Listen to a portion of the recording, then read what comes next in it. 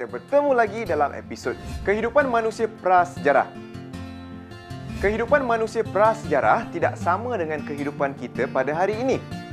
Manusia prasejarah hidup dalam keadaan kuno serta serba kekurangan. Mereka tidak mempunyai kemudahan teknologi seperti yang kita kecapi pada hari ini. Manusia zaman prasejarah juga mengamalkan cara hidup yang berlainan dengan masyarakat hari ini. Mereka juga mempunyai nilai-nilai dan kepercayaan unik mereka yang tersendiri. Zaman prasejarah bermaksud zaman sebelum manusia mempunyai tulisan. Ini bermaksud manusia pada zaman itu tidak pandai membaca ataupun menulis. Oleh kerana tiada peninggalan bertulis yang ditinggalkan oleh manusia zaman prasejarah, cara hidup mereka hanya dapat diketahui melalui kaedah gali, cari dan kajian arkeologi terhadap artifak ataupun tinggalan purba. Kehidupan manusia prasejarah boleh dibahagikan kepada 4 zaman, iaitu zaman Paleolitik, zaman Mesolitik, zaman Neolitik dan zaman logam. Setiap satu mempunyai ciri-cirinya yang tersendiri. Kehidupan manusia pada zaman prasejarah juga turut berkembang dan berubah mengikut peredaran masa. Mari kita lihat ciri-cirinya. Zaman prasejarah bermula dengan zaman Paleolitik dan zaman Mesolitik. Manusia pada zaman Paleolitik hidup pada 40,000 tahun dahulu, manakala manusia zaman Mesolitik hidup pada 10,000 tahun yang lalu. Ketika itu, mereka hidup secara berpindah randah. Mereka tidak menetap di suatu kawasan untuk jangka masa yang lama. Pada kebiasaannya, mereka akan memilih untuk tinggal di dalam gua atau berhampiran dengan tasik. Pertempatan manusia zaman Paleolitik telah ditemui di Gua Kepah seberang Perai. Pertempatan manusia zaman Mesolitik telah ditemui oleh ahli sejarah di Gua Niah, Sarawak. Zaman seterusnya ialah zaman Neolitik. Ia bermula pada 5,000 tahun dahulu. Manusia pada zaman ini masih tinggal di dalam gua tetapi sudah mula mengamalkan sistem bermasyarakat. Sistem bermasyarakat bermaksud sekumpulan manusia yang tinggal di dalam satu kawasan yang sama. Biasanya, seorang ketua akan dilantik sebagai pemimpin untuk membuat keputusan penting dalam masyarakat tersebut. Selain itu, manusia pada zaman ini juga sudah pandai membahagikan kerja. Kebiasaannya, kaum lelaki akan pergi memburu, manakala kaum wanita akan pergi mengutip hasil hutan. Antara pertempatan awal mereka telah dikenal pasti oleh ahli sejarah adalah Gua Badak di Perak. Zaman prasejarah yang terakhir adalah zaman logam yang bermula 2,500 tahun yang lalu. Pada zaman ini, manusia telah mula belajar hidup setempat, terutamanya di kawasan berhampiran dengan sungai.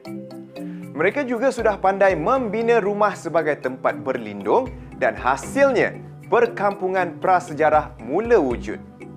Contoh perkampungan zaman logam adalah Gua Harimau yang terletak di Perak. Jadi, apa kegiatan masyarakat prasejarah bagi menampung kehidupan mereka? Masyarakat pada zaman Paleolitik dan Mesolitik mendapatkan sumber makanan dengan memburu haiwan liar secara berkumpulan. Mereka juga turut mengutip hasil-hasil hutan yang boleh dimakan seperti ubi dan buah-buahan yang tumbuh liar. Apabila sumber yang ada di sekeliling mereka semakin berkurangan, mereka akan bergerak ke tempat lain untuk mencari kawasan yang lebih subur dan kaya dengan sumber makanan. Namun begitu, kegiatan masyarakat prasejarah mula berubah pada zaman Neolitik. Kehidupan masyarakat zaman Neolitik berubah apabila mereka mula belajar bercucuk tanam dan menternak binatang. Ini bermakna mereka tidak perlu lagi mengembara jauh ke dalam hutan untuk mendapatkan sumber makanan. Kegiatan pertanian juga telah membolehkan mereka mendapatkan sumber makanan yang berterusan. Zaman logam pula memperlihatkan satu lagi kemajuan dalam kegiatan masyarakat prasejarah. Memandangkan mereka sudah tahu cara-cara untuk bercucuk tanam dan menternak binatang, mereka sudah mampu menghasilkan lebih makanan daripada apa yang mereka perlukan. Lebihan makanan ini digunakan dalam perdagangan sistem barter. Sistem barter bermaksud kegiatan perdagangan secara tukar barang. Tapi, macam mana mereka hendak berniaga kalau mereka tidak gunakan wang? Itu senang sahaja. Katakanlah, kamu ada ayam dan saya ada kambing. Jadi, kita bersetuju untuk bertukar haiwan ternakan yang kita ada. Sebagai contoh, adik boleh menukar 10 ekor ayam dengan seekor kambing kepunyaan saya. Jika kedua-dua pihak bersetuju, maka pertukaran boleh dijalankan. Begitulah perdagangan sistem barter berfungsi. Masyarakat pada zaman Paleolitik hanya tahu menggunakan peralatan batu yang ringkas bagi memudahkan kerja mereka.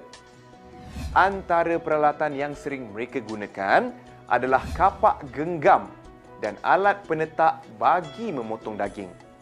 Selain itu, mereka juga turut menggunakan serpihan batu bagi kegunaan meraut dan memotong.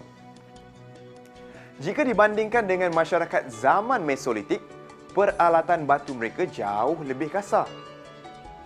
Masyarakat zaman Neolitik masih menggunakan peralatan batu. Cuma bezanya, peralatan yang mereka gunakan lebih licin buatannya dan mempunyai pelbagai fungsi. Sebagai contoh, mereka menggunakan peralatan batu seperti beliung untuk membuat perahu dan pemukul bagi menghaluskan kulit binatang untuk membuat pakaian. Selain itu, masyarakat zaman Neolitik juga mula menghasilkan peralatan tembikar. Contohnya, mereka mula menghasilkan bekas bagi menyimpan air dan periuk belanga bagi tujuan memasak. Tembikar yang mereka hasilkan turut digunakan dalam upacara pengebumian. Zaman terakhir digelar zaman logam kerana masyarakat pada zaman ini sudah tahu cara-cara melombong dan meleburkan logam bagi menghasilkan alat pertukangan. Penggunaan logam telah membawa perubahan yang besar dalam kehidupan masyarakat zaman logam. Kalau kamu gunakan kapak batu untuk menebang pokok, kemungkinan besar kapak yang kamu gunakan akan tumpul atau patah sebelum pokok itu tumbang. Tetapi, dengan menggunakan logam, peralatan yang mereka hasilkan lebih tajam dan tahan lama. Ini memudahkan pekerjaan mereka. Kebanyakan peralatan logam yang dihasilkan pada zaman ini adalah bagi kegunaan pertukangan, pertanian dan perdagangan. Antara contoh peralatan yang dicipta adalah loceng, kapak, sabit dan mata lembing. Semua masyarakat prasejarah tidak menganut sebarang agama, tetapi mereka mengamalkan kepercayaan animisme. Penganut kepercayaan animisme percaya yang setiap benda di dalam dunia mempunyai semangat orang mati. Mereka tidak menyembah Tuhan, tapi mereka memuja unsur-unsur alam yang ada di sekeliling mereka. Jika mereka ingin pergi memburu, mereka akan memuja semangat hutan. Tetapi, jika mereka ingin menangkap ikan, mereka akan memuja semangat sungai. Dengan memuja unsur-unsur alam, mereka berharap mereka akan mendapat perlindungan dan dapat membawa pulang hasil buruan yang banyak. Selain itu, masyarakat prasejarah turut mengamalkan upacara pengebumian. Biasanya, ahli masyarakat yang telah mati akan disemadikan di dalam sebuah lubang. Bagi masyarakat zaman Mesolitik, mayat akan dibengkokkan. Manakala bagi masyarakat zaman Neolitik, mayat akan dikebumikan bersama tembikar. Cara pengebumian masyarakat zaman logam pula berbeza kerana mayat dikebumikan menggunakan kubur batu kepingan. Walaupun masyarakat prasejarah hidup dalam keadaan kuno, tetapi banyak perkara yang boleh kita pelajari daripada cara hidup mereka. Manusia zaman prasejarah sangat kreatif dalam mencipta peralatan yang sesuai dengan keperluan hidup. Mereka juga sentiasa mencari jalan untuk memudahkan pekerjaan mereka seharian. Oleh sebab itu, peralatan yang mereka gunakan sentiasa berubah mengikut peredaran masa. Ini menunjukkan sikap inovatif yang ada pada manusia prasejarah. Sikap inovatif adalah faktor penting yang membawa kemajuan dalam kehidupan kita. Tanpa sikap inovatif, kita pasti tidak akan mencapai kemajuan yang kita nikmati pada hari ini. Selain itu, tinggalan manusia prasejarah adalah warisan yang perlu kita banggakan. Ia membuktikan kewujudan tamadun awal manusia di negara kita sejak beribu-ribu tahun dahulu.